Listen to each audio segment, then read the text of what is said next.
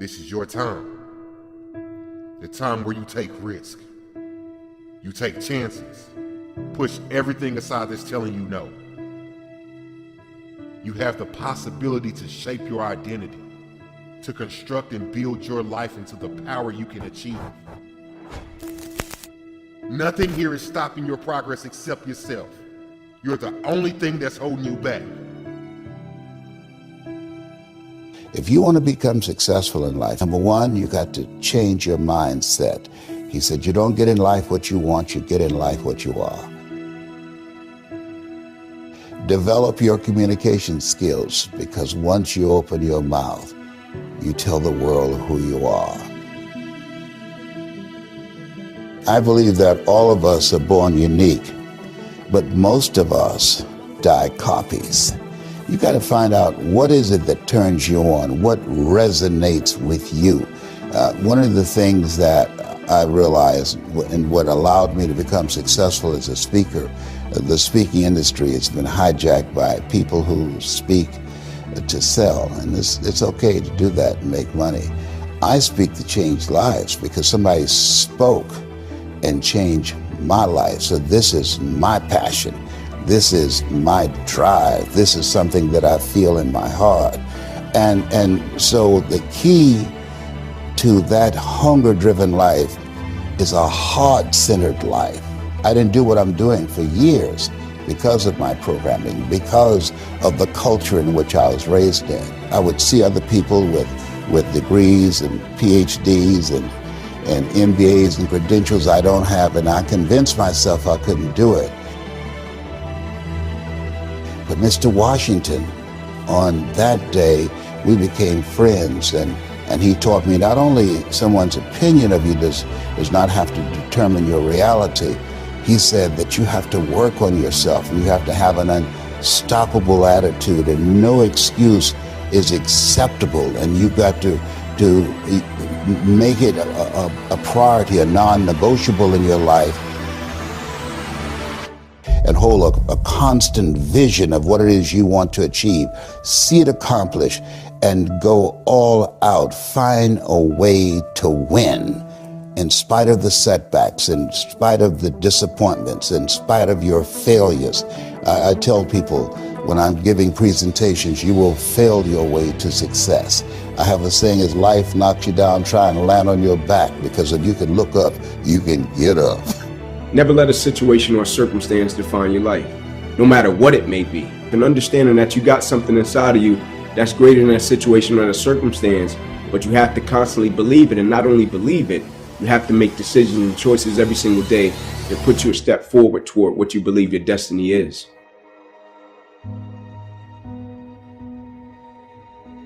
In life, it's a lot of moments and it's a lot of people that change and impact your life, right? Like, I don't believe it's just one moment and you say, this one moment just changed my life. Even though that moment may have, but it's going to be another moment that's going to shape and change your life as well. Either somebody is in the midst of adversity or just came out of adversity, or it won't be long before they head into adversity. So you need to be prepared either way. And so we all go through adversity, opposition. I think that's the thing that makes us all in common as people, right? No matter if you're from London, Atlanta, Florida, California, New York, like, we're all going to go through something at some point or phase in our life, right? And as cliche as it sounds, when the quote says, it's never about what happens to you, it's about how you respond to it. That's very true, right? But in the same sense, I think what's most important is when we go through something, what's the perspective that we have of it, right? Because for most people, when you go through something, the person's natural perspective is, okay, what did I lose? Right? What happened to me? Like, I took a loss, right? People never look at it and say, okay, man, tell me, what did you gain? Right? Even though I know it hurt, you didn't want to go through it, but look at it in a way to where you can say, what's the lesson in this? Right? What would you say life is trying to teach you from dealing with this? And so when I went through it, my perspective was, okay, what can I extract from it to apply to other areas and aspects of my life that I feel can help other people? And I firmly believe the quicker you can shift your perspective from yourself to others when you're in the midst of adversity, the quicker you'll get through it, right? Martin Luther King has a quote that says, life's most persistent and urgent question is, what are you doing to help other people? Now, I'm not telling you to not acknowledge your pain. I'm not saying that. I'm not telling you not to say, man, I'm going through this and it's hard. I'm not saying that. I'm saying when you go through it, look at it, step back from the picture and say, okay, I'm dealing with this. 9 out of 10 times, there's somebody else that's either dealt with it or they're going to deal with something similar to this. And if I deal with it in the right way, I can use it to add value to lives of other people. When you live a heart-centered life, deciding that you're going to live a life that will outlive you, you're going to live a life that counts, a life that will build a legacy and change the planet. You know, Horace Mann said, we should be ashamed to die until we've made some major contribution to humankind. Get to know yourself. That I believe that we're taught, be ye not conformed to this world, be ye transformed by the renewing of your mind. Don't live the life that has been given you. When you go for a walk with someone, something happens without being spoken. He said, either you adjust to their pace or they adjust to your pace. Whose pace have you adjusted to? And so there are things that we pick up and we think that they're our choices, but they're the choices that we've been programmed by life to do. When we leave our homes in the morning, we're bombarded with over 6,000 advertising hits through Facebook, through Twitter, through Instagram, through television, through our phones and through our communities, and through the computers. And so all of these things are impacting us every day. So if you don't have a program for your mind, then your mind is going to be programmed. You'll find yourself doing things that you did not know, and that they affected you, that they, through marketing techniques and strategies, that they will create a thirst within you. You've got to have someone that can see something in you that you can't see, that can take you to a place within yourself that you can't go by yourself. Stop overthinking everything so much. Realize that while you are trying to do a lot of things in your life at once, and you are trying to be better than you were yesterday, also realize you don't have to try to do anything. You just have to do, and you just have to be. You have to understand the concept of you're not actually really doing anything, you're being done. Each and every day is an opportunity to get something from the day rather than just going through the day. But there are a lot of things that we can't always control. We can't always control the temperature outside. We can't always control what the birds are doing, or what the fish are doing, or what the animals are doing. But we can control what we're doing. We can control who we're hanging out with. So in a sense, we can get some control over the anxiety that we have. And the way that we're going to gain control over those things is to think about some of the hurdles that we may have, some of the things that are blocking us from making quick action. The reason that I think belief is important is because, like, when you're young or when you do something and you're a novice, right, and you start out doing it, and you might think you can do something with it, or you might not. You might do it and it's being driven by your passion. And then somebody comes along that's a little bit older or even more experienced, and they can see it in a way that you can't see it, right? And so I think it's important with belief, because if a person believes in you in a way that you don't believe in yourself, you can rent that person's belief until you get strong enough to possess your own, right? And you use that person's belief to fuel you every single day, right? Because you can have a level of belief with what you're doing, but you can go back to a certain set of circumstances that tell you, nah, it's not going to happen. And so you rent that person's belief until you get strong enough to possess your own. Life is an adventure, and it's going to be a challenge, and get ready because you're going to fail your way to success. You're going to get slapped around by life. And don't spend time complaining about it and telling everybody 80% don't care and 20% glad it's you. I think the number one thing that keeps people from being successful is their fear. A whole bunch of different forms, sometimes it's about the people around you and how they'll perceive you, because, maybe you grew up in a household where, things weren't accepted, or, maybe your parents didn't accomplish things and then they put that kind of insecurity on you. These are the things that I feel like sometimes it prevents people from being who they want to be, because all it takes is somebody wanting to take a step, and there are certain things that a lot of people in this world are sitting there thinking in their minds and they're just not going to do. Like, I used to always try to pull a lot of people and be like, you can do this, you can do this. But the people that hear that motivation over and over again, sometimes they take that step. Some people just have it in them. Early, it just starts, and they just get in the muscle memory of just doing things. There's so many things in our lives that we were scared about, but we're still here. We made it past all these things. And if you fail, so what? You start over, you do it again. But most people, that fear of failure is the thing that I think prevents them from like really, really being successful. And then also it's like a lot of other things that are just difficult to do. When you tell people the answer to success, it's a lot of hard stuff. Let your success feel itself around you. Let it construct around you. You got to work hard, right? Nobody wants to hear that. Everybody wants a shortcut, Some people understand that.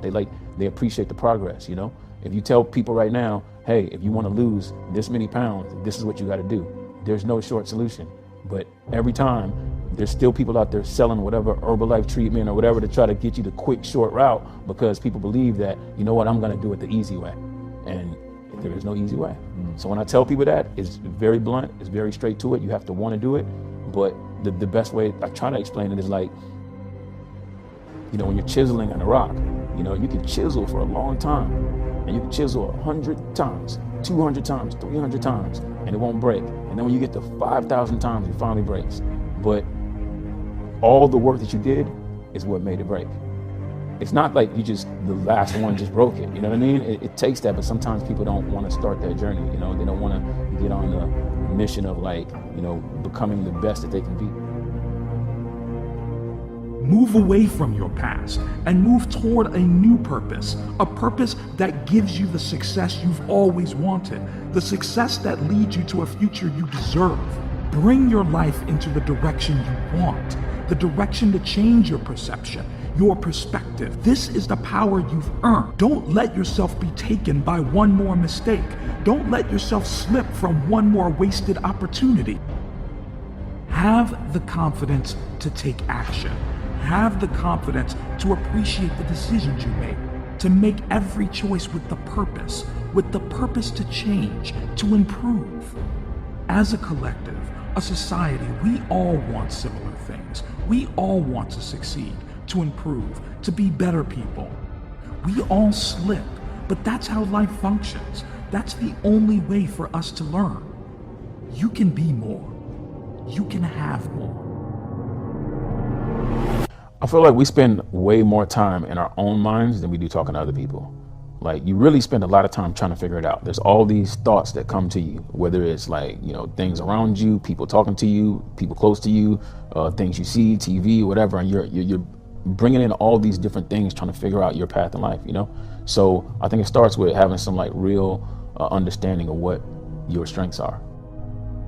It's about being honest. A lot of people just aren't honest with themselves. You're telling yourself this thing, but you there's so many people that say, oh, I'm gonna be an entrepreneur, I'm gonna do this. And if you really dive down into deep, they don't really believe it, And that's okay. You can unlock that, but you have to figure out how to unlock it. There's a conscience that's sitting right here telling you this thing, and you try to brush it off. You have to be very honest with yourself. And then if you're not, that doesn't mean you can't succeed. It means that now you're very honest, and knowing you're not as good, then you can work on getting good. But if you think you're already good at it, you don't work on it. So I spent a lot of time just reflecting on man, what am I good at? I used to think I'm going to the NBA. I was unrealistic about it. You start to see people that are way bigger, way faster, and you're not telling yourself the truth. You're just like, no, I'm going to the NBA. You start with doing what you're passionate about, right? Because there are a lot of people that are going through life right now trying to figure it out. Man, I don't know what I want to be. I don't know. I was at that moment. It's not about money. I want to make it very clear. The money will come if you focus on passion, you focus on information and relationship. And I'm going to stand on the top of the mountain and sing that all day. And hopefully it has a real impact on people's lives. And I'm going to feel good about that. I'm not gonna feel good if I go to the grave as being the only person with the information and the money and I just had all this money. I'm gonna feel good if I'm able to impact a lot of people and that don't have access to this information and a good life, a quality life, and they have one. That's awesome. That makes me feel real good. I think the true measure of wealth is happiness, right? Like I really do. And it's not saying that I'm against money. I'm not against that at all. Because you gotta work hard, make your money to take care of your family and be able to bless people. But I think it's a lot of people with so-called wealth and they don't have joy and they don't have happiness, right? And I feel like joy, happiness is peace is the most important things we can possess, right? And for most people, their material possessions, they feel are the most important. For me, when you got joy, when you got peace, when you got happiness, I think that's true wealth because you can't put a price on that. Having a purpose is that thing that makes us tick, that gets us up every day and gets us over the hump of opposition and adversity. And the reason that I champion adversity and opposition is because I think for the most part in life, people pretty much know what to do when things go right, right? Like when things go right, they know how to feel, they know how to act, how to react. But it's when that opposition and that adversity comes and it creates a level of misunderstanding, right? Now the vision is blurred. Now you don't have clarity about what you're supposed to do. Now you question if your existence matters. And I think when you have a purpose, it's powerful because in the midst of the opposition, it makes you realize that you've been put here for a certain reason.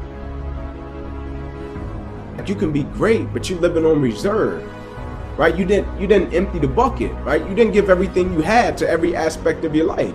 Like for most people, they're great professionally, but they end up becoming a public success, and behind closed doors, they're a private failure.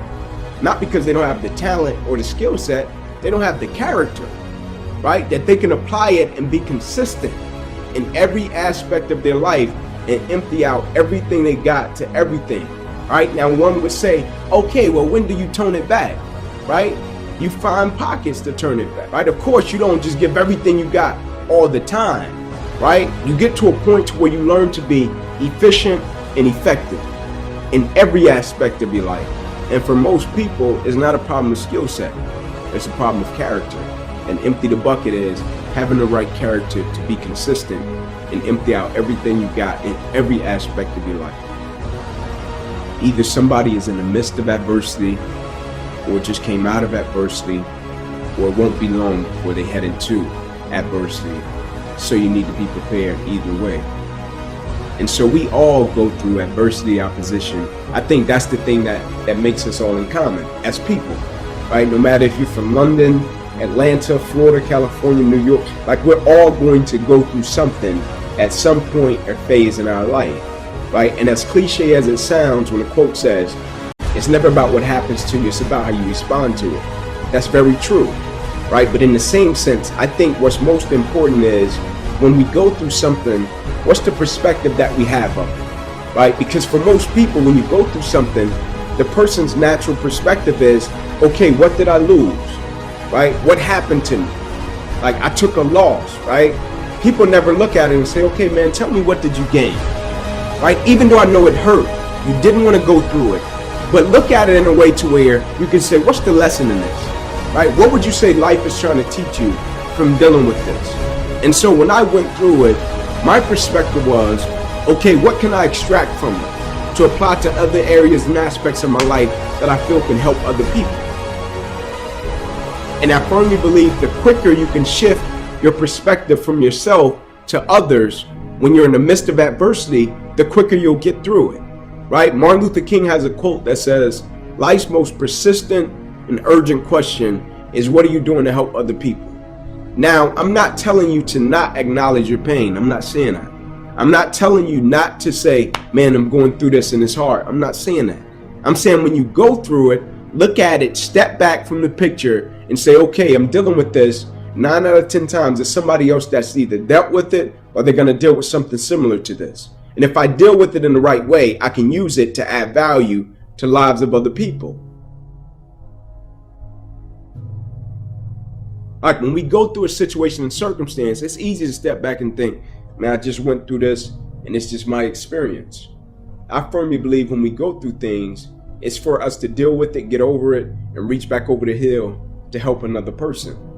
And a lot of times, like you said, when you're trying to work through it, you think, man, how can I help somebody? And I'm trying to get through it myself, right? And that's a great perspective, right? But when you get through it, right, maybe you can't help them when you're in the midst of it because you're processing it. But when you get over the hill, I think it's important and I think it's vital that you reach back over the hill and help somebody that may be going through a similar situation, and you can share your values and principles with them, because that experience that we go through and we deal with, it's not just for us. Before the sun rises is the time of least distraction. Before the sun rises, where you can build intimacy and fluency with what you want to stand for in your day. Before the sun rises, the luxury and tranquility of the early morning hours, you can do that deep inner work that will allow you to go out in the world and play at your best. We live in a world where a lot of people are busy being busy, but what's the point of being busy around climbing the wrong Mount Everests? And so clarity is one of the DNAs of mastery.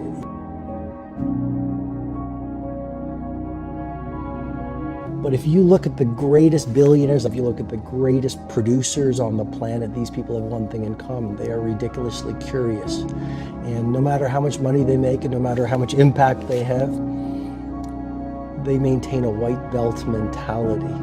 One of the keys to epic performance is a relentless commitment to daily growth. As you begin your day, so you handcraft the rest of your day. And if you have consistently great days, you're going to have consistently great weeks, quarters, year, and a lifetime. We live in a world that suggests the doorway to success swings outward. If you build the business, if you get the jet, if you get the money, if you get the cars, if you get the beautiful spouse, then you're going to be happy.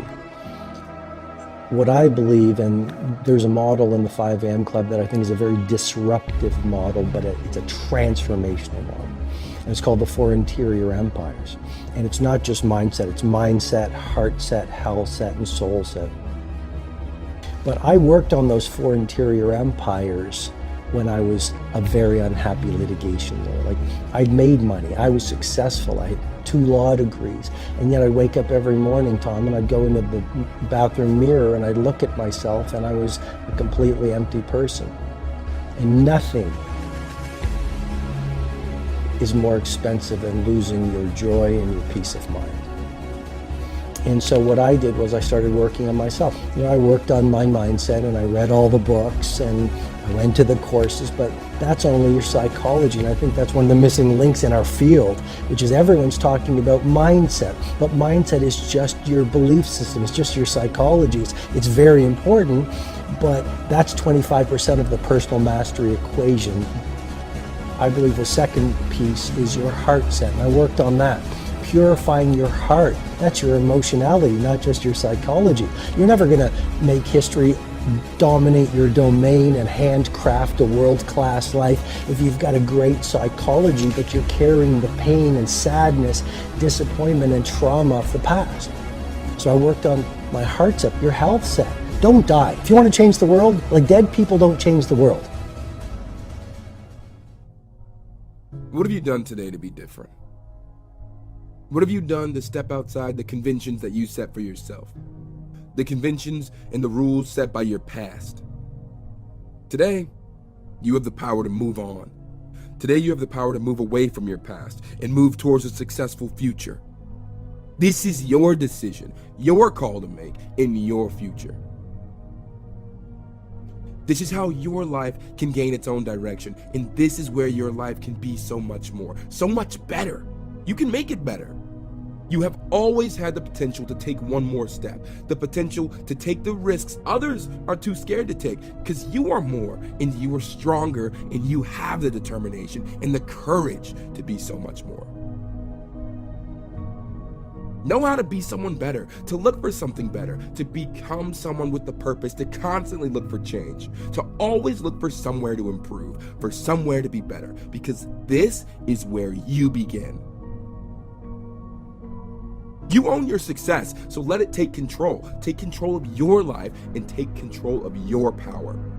This is where the power is in your control. Get after it. You go out in the world every single morning. People might ridicule you because every genius is ridiculed before they're revered. People might throw stones at you, but you use them to build monuments of mastery.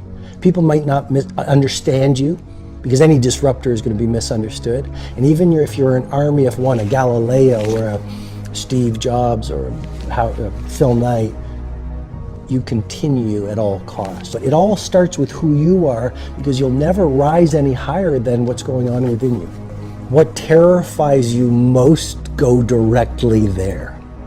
Because discomfort is simply growth in wolf's clothing. To lead and to become a great hero, or an everyday hero, the doorway is through embracing our suffering and doing difficult things. I think pleasure has been promoted too much in our society. Like, no great titan of industry, no legendary cellist, no great athlete. You know, the great ones all understand that suffering is the price of greatness. So how do we become braver? You do the difficult things that you don't feel like doing, but you know have the payoff. You know, be crazy. The great leaders are insane. And I say that they're insane to the majority. The great ones are all misfits, and they're all weird. I mean, the very nature of being a disruptor and a leader means you're not a follower. And if you're not a follower, then you're not buying the Kool-Aid that society sells you. If you're not a follower, you're not like this all the time looking for likes. If you're not a follower, you dress the way you want to dress. If people criticize you, they criticize all the great ones. Critics are nothing more than dreamers who got scared and never got off their chairs and got back in the game. So you've got to be willing to 5 a.m. Weird. Who does that? Why not sleep? Leaders have to be willing not to be followers. Stop blaming others. Stop blaming people for the reasons you find yourself in now. Stop blaming your situation. Stop blaming your parents. Stop blaming the government. Stop blaming your genetic. Stop blaming your finances. Stop blaming your past. Claw yourself back into the light. Stop blaming everybody else. The only person you can truly blame is you, because you are the only person who can get yourself out of it. Live life a victor, not a victim. You might even be right. You might be poor because of your parents or broken because of your relationship you were in. But what does blaming people or society do for you? It will keep you in the same hole, and all you're doing is digging the hole even more. It's because your situation, where you, right now, hasn't changed. In order to go forward and to get out of the hole is growth. Instead of bringing other people down to your level, build yourself up to them. Claw yourself out of that hole, and you will get to see the sun once again. Massive success is how you prove people wrong and prove yourself right. The only way you get upstream is to swim against the current. You're permanently ruining your future. You're halting your progress. Life is made not to be easy. Not one's life is ever easy. How did you ever think you were ever going to make any progress? You can make this your time. You can take control of the life you want to live. Have the authority to know what you need to change, to know how to change, and then to take action. Have discipline for yourself into progress. Switch your routine. Make your life hard. Difficult situations force you to make improvements, force you to learn, to educate yourself. Prove this to yourself. Make others jealous. Make yourself jealous. Like you're gonna only be so pretty, you're only gonna be so smart, there's things that are gonna be natural and then there's things that you can actually control. I do believe, and I don't know if I'm right or wrong, I don't, but I do believe that work ethic is a taught behavior. It's something you do have more control over. I feel like there's a shift that can make people work harder. The big one that I push is you're gonna die. Like if you're to me, life is broken down into complaining and not. So if you're not complaining, well then I have no advice for you. I'm pumped, like you did it. We're beating ourselves up. Like everybody sucks at something, right? Like we all have shortcomings and we all have strengths. And for me, it's like, why don't we just audit that? Like, why don't we just look at it that way and be like, all right, well, I'm good at this, but I'm not good at that. Like, and then I only focus what I'm good at, right? Like, I don't dwell that I can't fix shit around the house. I call somebody to fix it. Don't lose yourself on the way to the top. There'll never be a better you than you. Rarely is it a question of talent or technique. It's just one of belief and the concomitant will to kind of do something that either no one's done before, or even more, I think, to crack open the barriers that people consider impossible or undoable. And that kind of belief, I think, is rarer than talent. Talent it's around. And to have them both at those levels, there's only a few people that really have that, I think. In the history, they're the ones that have really changed things. When you're looking at everything, it's such a gift to be able to look at something and to love it for the sake of it. And nurturing and maintaining that is one of the hardest tests of any pro, much less for anyone to find, right? What is the Beethoven who never found his piano or harpsichord or, right? There's days you want to go out, it hurts, or you're sore, or you just suck. You're not making progress. You're ramming into and you feel defeated. But that's the nature of love, you know? It's got hate in there, you know? It's got pain in there. And it draws you to it. That's the magnetism. I see people with talent, with all those things, but the one thing they don't have is that just love for doing it for the sake of it. And the sense of obligation to do something with what you're given, you know? There's something to that. It's important. I think getting what you want quenches the fire that got you there often, unless it's something replaced by something more permanent, which becomes more intangible. I think the successes of winning, right? You want to be the best in the neighborhood, and then win the local contest, and then whatever. It just keeps going up, and then by the time you get there, you can have a stadium screaming your name. It's actually happened a couple of times to me. And there is a visceral exhilaration to it. There is. I've experienced that. I know what that's like. You land a trick and it just lights up. It's crazy. But at the same time, it's hollow. It's hollow. That's not the thing that can drive you, at least not for long. It's being able to say, oh, I had that. I had a model, or I had people autograph, oh, whatever, all of these honors.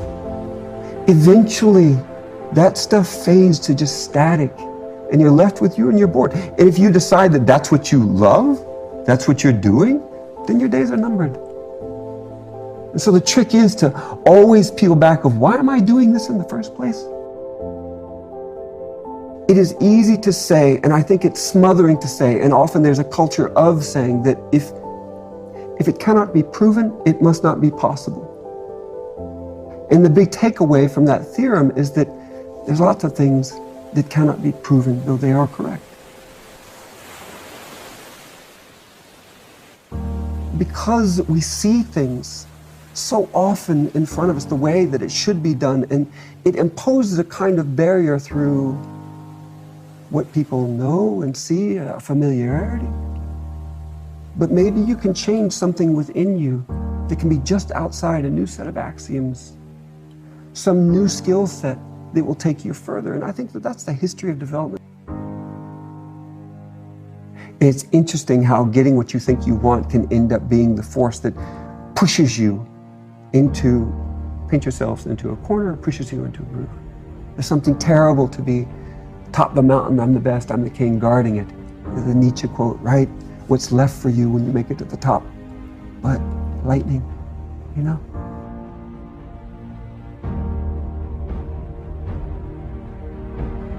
It's this admixture. Everybody has a unique set of variables that they can put in place and express their individual identity in a form of, call it greatness. That's something to be remembered. That's what you look for.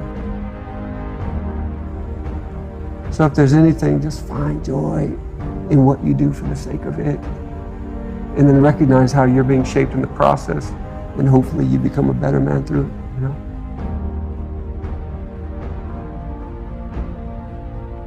It's not fair. It's not fair your car broke down. It's not fair your friend passed away. It's not fair you were bullied. It's not fair that your business failed. It's not fair you lost all your money, and it's not fair that she left you. It's not fair because life is not fair. So now, you know it's not fair. What are you gonna do? You've already complained about it. Are you gonna keep whining, or are you going to take accountability for it? Because what's more whining going to do? What's more complaining gonna do? It's not gonna change the fact that life can be unfair at times. So what do you need to do? You need to stop complaining, stop whining, stop playing the victim, and stop feeling sorry for yourself. And start taking control.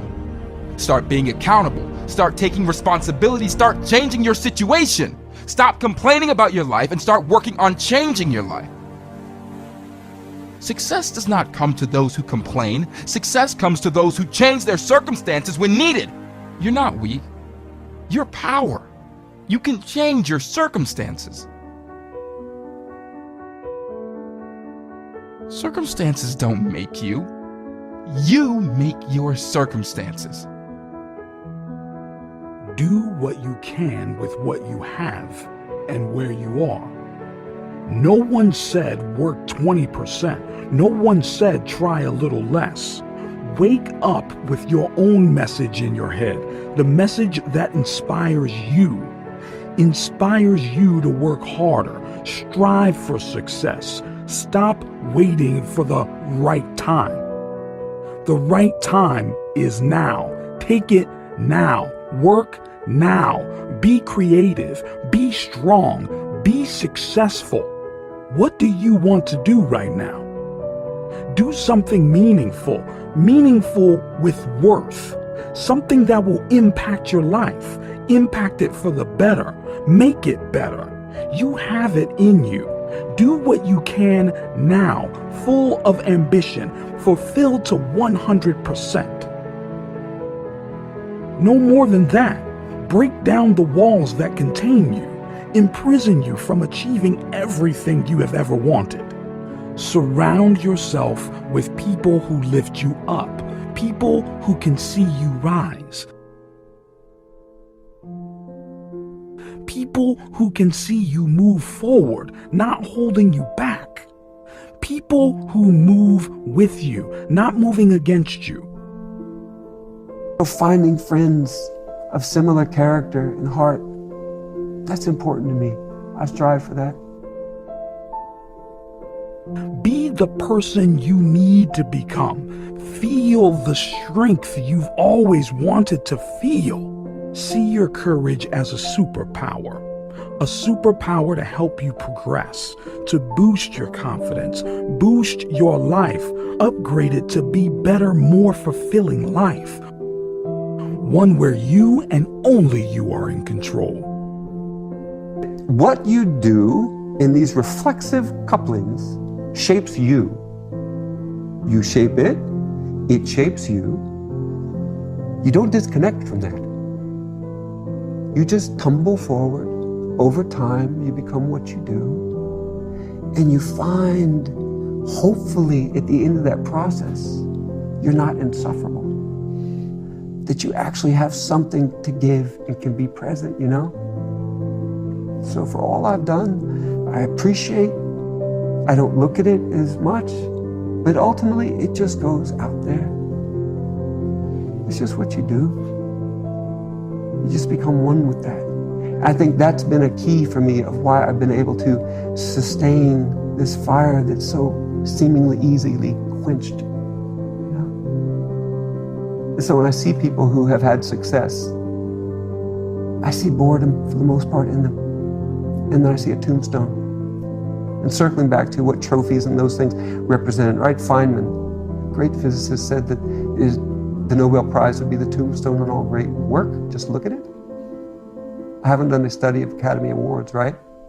But usually when you get what you thought you wanted, the fire goes away. I'm honored to have had the rippling impact that I have helped formulate the language of a community where others can help shape and express themselves in a process and connect. That to me, for people like me, that doesn't come easily. But ultimately, I just want to be a good man, you know? You ever hear that goofy internet thing of, found it, it's the stupid stuff that people send you. Can you name the last Nobel Prize winners and Olympiads, right? But you can name the 5th grade teacher that had faith in you, right? It's the people you touch singularly. That's a bigger test in a way. What does it take to be the best? Everything. Everything. You can't, you're gonna have self-doubts. You're gonna have tough moments. You're gonna have everything, you know. You're gonna have people talking bad about you, people putting you down, getting cut, you know. It takes getting up in the morning and doing the same thing, you know. I understand people talk about a lot of mental toughness, right? Mental toughness, you meditate and stuff. For me, honestly, mental toughness is getting up in the morning and doing the same thing, day in and day out, day in and day out, for whatever it takes, whatever that goal is, you know. And by doing that, you become the best, you know. And it takes everything. I mean, you have to, I mean, the 3 S's that I love, you know, suffer, you know, and sacrifice. Suffer, sacrifice equals success. You gotta suffer, you know. It's gonna suck, you know. Like, I mean, I worked, 15 hours a day, I'll get up, you know, and then trying to stay in shape. Imagine that, as a 17-year-old European in Boston who spoke English. There was a lot of suffer, a lot of sacrifice. You know, I didn't have any friends or girlfriend or anywhere to go, right? I was just working, and then success came, you know, later because I had built this foundation. So it takes everything, you know, but it's not for long. You know, people think that to be great or to be something really good, it's a lifetime. It's not, you know, because once you achieve that, that's another thing, right? But by building the right foundation, day in and day out, you achieve something, and that leads to another thing, opens up to different